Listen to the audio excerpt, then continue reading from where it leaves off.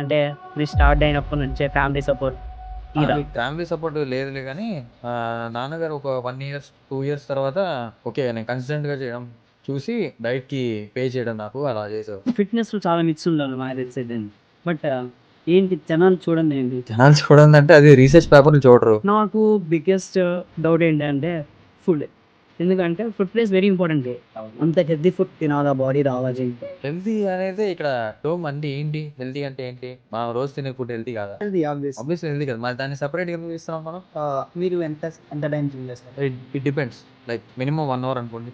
Minimum 1 hour, maximum 1 ½ hour నుంచి 2 hours. నాకు mood బాగుంటే 2 అవర్స్ చేస్తాను. మీరు ఇన్ని 5 ఇయర్స్ ఆఫ్ జర్నీలో డీమోటివేట్ ఐ మీన్ డీమోటివేట్ అవుతారు ఖచ్చితంగా for sure like bad comments చూసినప్పుడు. బట్ అలాంటి టైంలో మీకు ఎలా మిమ్మల్ని మీరు బూస్ట్ చేసుకున్నారు?